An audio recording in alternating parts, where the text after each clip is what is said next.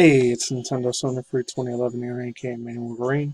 You guys know Best Interest in Natural Soldier's channel. I'm on Twitter, Instagram, of course, BShoot, Brighteon, and of course, as always, Rumble and any other social media platforms you guys can think of. Anyways, that's before we begin real super quick, just really quick. One of the most best, in my own personal opinion, greatest experiences I've ever had a brand new ass, like, printer has Wi-Fi in it. I don't know if that's even a new concept or not. Oh, and I just finished watching a few of them. Has nothing to do with this video. I don't really know how I am about real life sports like basketball, football. I don't know. A lot of that shit's kind of like canceled. Like crap's like canceled already for a while. Not in the terminology sense of Twitter cancellation and petty drama, SJW, like cancel culture crap. I'm just talking about physically got canceled. Cancellations sort of canceled. There's so much things. There's a real quick list I'm gonna show you. Leave the link to the music down below. Some Undertale music remixes and shit. There's one that's going to be from, not surprised, from Amazon, one from Microsoft, and it's like older celebrities like Ashton Kutcher, Mila Kunis. I remember when I was in middle school, high school, those dudes were really, really big back in the day. Now they're kind of like almost wash-ups. Anyways, those other ones like, thing for Top Gun 2. Another one, it's called Amazon's Big Game Commercial, Lexus bought. I watched I can't even say the stuff that I want to say about it. It might be hate. It's not hateful or bigotry, but the way YouTube algorithms will pick it up. It puts my tinfoil hat on and the truth sort of thing. Old transhumanism shit going on much. We'll probably get a lot worse soon. And the VA double X and all that probably has stuff to do with that and the double RO shit there. And then like little things for like Venom 2. It sucks as how super hyped as hell for that crap too now also. Oh, and then like a lot of movie things are gonna be coming out. Godzilla vs. Kong, that's gonna be on. It already came out probably a while ago, 3 weeks ago, the trailer. Space Jam 2 with the LeBron James thing. I don't know, I think they're gonna F that one up in my personal opinion. It's just freaking crazy, man. And then they had this other one with like, the old school stuff when I was a 90s kid. Even though I was like 2 or 3, so I was really a 90s baby when it came out. But I saw it when I got a little older as a kid. I was like 7 or 8. Wayne's World 2. I did this thing with Garth Brooks and all that shit. But it is what it is. Some of it's just a lot of my personal opinion, just MK Ultra, Freemasonship, mind control, brainwashing, my personal opinion. Hopefully YouTube doesn't, they probably will. They'll probably end up blacklisting me or some shit, but it's a lot of social engineering, control opposition shit. It's how it is every year. Even before when I was like asleep, I was one of the sheeples and all of the zombie mass like 2006 or so when I truly woke up. Like I just had like a real bad pit in my stomach, like how I am with the government and shit like that, and Democrat and Republican. So I was like, anytime I saw the Super Bowls and I just had a real nasty, disgusting feeling pit in my stomach. It's like something's not right about the Super Bowl and look at these commercials. A few of them, I'm not gonna lie, they made me laugh at this before I woke up. And I'm talking about mentally and spiritually. But anyways, let's go on. It sucks but some of the movie ones, oh man, it's still kind of grasp at me a little bit. So it says Resident Evil. Village art director reveals tall vampire lady's height. He actually responded. The dude himself responded. And I'm not gonna lie, oh god. The loot art and the R34, I had to look at this chick. Oh my god, oh my god, oh my god. And I know I did a reaction on it too. I know I got copyright claimed and got it and get striked, but no worse.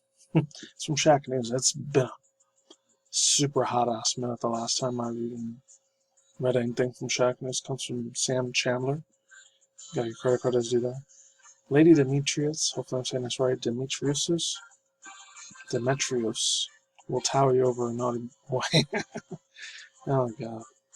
And it is like an assload to see. It's like, it goes over 1,000 plus R34 fan. It's just, shout out to my girl Sakimi channel, by the way. I know she made like 2 of them, by the way. I put one of those in the thumbnail for people who haven't noticed it. It says Tomonori Takado, hopefully I'm saying it right. Tomonori Takano, the art director for Resident Evil Village, has given players the exact same height of Lady Dimitriscu.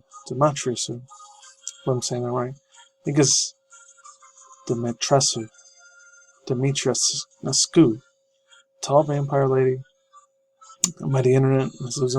Before I keep going, I think the last time people lost the crap names was like 2018 and 2019. With the whole like fiasco. I think it was 2019 or 18, I don't remember. When like there was a female version of Bowser, the Bowsette thing. Oh god, I remember when that shit took. That was such a big mega trending topic on Twitter, Instagram, any other social media platforms you guys can even imagine. It was everybody was talking about that. Even people that weren't gamers talked about Bowsette. And then the whole thing with the KD8 thing, the pop stars and all that. This is like the last time I saw something just ginormous take off. I don't know if last year we got anything like that, like some super sexy hot female waifu looking chick. I guess if you want to think about HoloLive, the HoloLive girls maybe. The English versions, all live girls. I know a lot of the Japanese ones are really big with the Sakura Hina one, when she yells out the N-word real loud, but she's singing it. And then the Doggo chick, I don't know if that one ever went mainstream. I guess it kind of sort of counted as cute, sexy waifu chicks, whatever, but let's continue on. Anyways, as it says, yeah.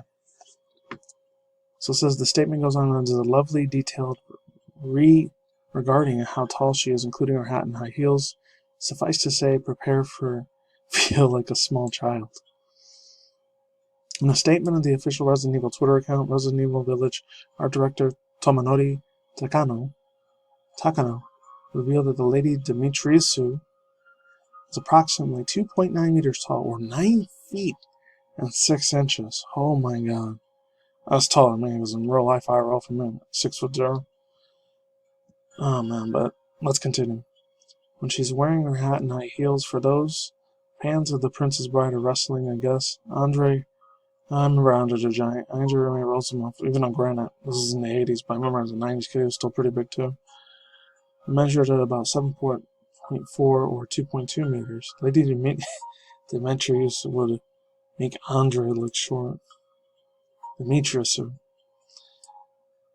And it says, quote, this is from the official guy here. It says, the Lady Dimitriscu is loud and clear. Here's the message from a Resident Evil art director, Tomonori Takano, along with a various fact that you might have wondered about. This is the one that's translated. It might be rough English, so take it with a grain of salt. It says, hi everyone, I'm Tomonori Takano, art director of Resident Evil Village 8. I wanted to use this opportunity to publicly reflect on the outpouring of positivity we received from the fans of our latest announcement. As a representative of the development team, thank you for all the fans who continue to follow us. I'm not sure if it's PR speech, if it's fake or real. Hopefully it's genuine, it's coming from his heart.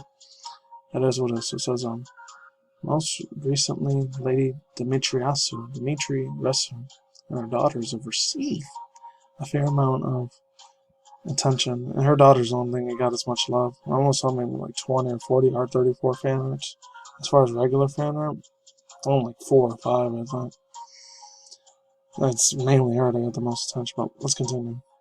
Far more than we anticipated, it is great to think that we're able to take the spotlight of an iconic of Resident Evil Village. Lady Dimitriscu especially has received much of the fanfare, both domestically and overseas. That's an understatement there. It'll be a beautiful, positive vibe of attention from her. Let's move on. Which has made all of us in the development team extremely happy. I hear her height has something of interest. If you include that her hat and her high heels, she's 2.9. Like I said, actually 9.6 feet tall. These bewitching vampire characters are relentless in the pursuit of Ethan, and I cannot wait for you to meet them yourselves, as you can enter Castle Dimitris in May. It's going to be a while from now. But then, like I said, May, June, July, like I said in my videos in the past, it's probably when I'm getting a PS5 at that point. This is all the exploits and problems will be solved by that, hopefully. Let's move on. Takano has also stated in development is extremely happy with now how much fanfare Lady Dimitriscu and her daughters have received both domestically and internationally. According to Takano, ladies have received more attention than expected. I saw this joke meme all over the place the past several days. Absolutely insane. It's joyful to see that. I don't know why, but let's move on.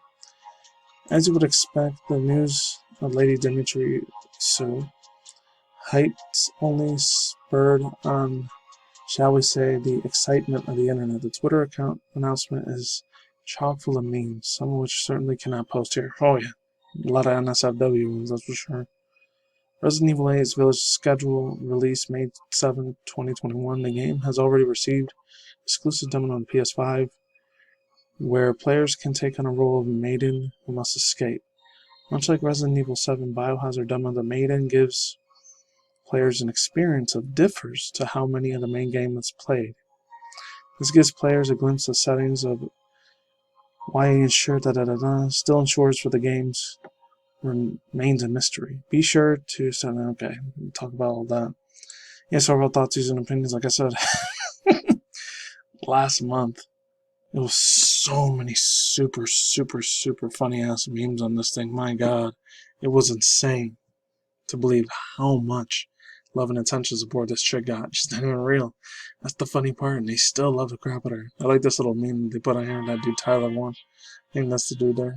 Real big on Twitch, I think. And you guys could look at it here and see if I can leave the link down below for that. All the Google Stadia games are supposed to come out, but Google Stadia is shutting down completely. I noticed I would never read from Otaku ever again. It's crazy because I did that at the same time I did the reaction video yesterday too. This is the only place I can find it. I don't know why. Well, let's continue. Google Stadia shuts down by changing businesses. Stefan and Tolio, got to credit to them. So it says Google Stadia in late 2019 promised that the revolutionary gaming. I'm probably not going to be able to read this whole thing. This is a super long ass article.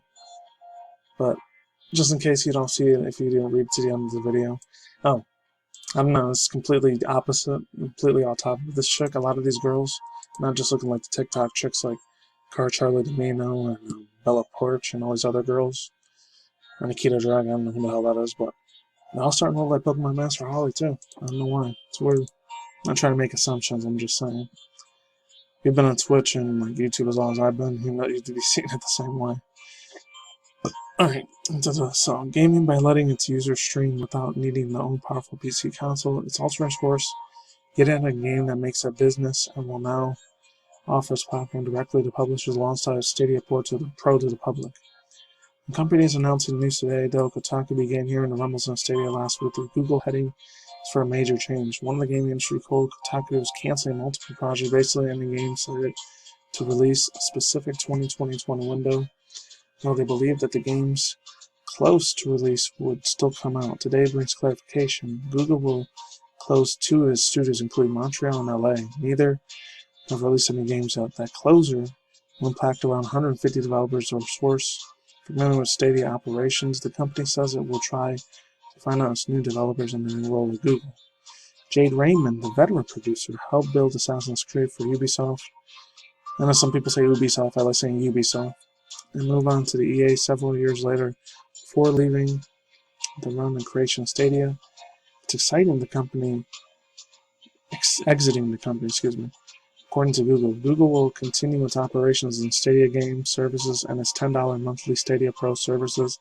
It isn't clear how many, if any, exclusive games will stand to be to the services, but the company has indicated that it can still sign in new games will ring more third-party releases to the platform. Nevertheless, looks like many will draw down to a plan. Stadia runs as a bona fide competitor running console. This thing was doomed from the start. Immediately it was done. No pun intended on doom. Let's continue. The company is Stadia publishers, and Google says, I don't really give a shit what they say. Phil Harrison and focusing partnerships. You guys can read that part. I don't care. It also goes on to say, I'm not going to be able to read this whole thing. It says Google initially offered Stadia $129 for Arms Edition, which included the custom controller Chromecast Ultra used for streaming games, and Google's serves as a 3-month Stadia Pro subscription service that granted access to certain games. Google promoted some of the exciting features, including the ability to let players pass, control out of live stream, Stadia on the fly to share save states of the games, but many of them weren't available at launch during the testing phases. See, that's how you know that shit was in a crap load of trouble.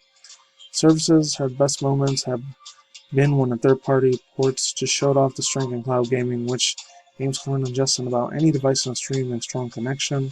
Ubisoft games had Assassin's Creed, Odyssey, Rare and Roll Stadia, Destiny's 2 Stadia Pro, let the game drop an extra minutes requesting the phone, laptop, far from the regular gaming gear. Cyberpunk 2077 in December, it's out. Stadia, yeah. Rest in peace to that thing. That thing was garbage, trash. I'm done. I'm out of here. Peace out. Goodbye.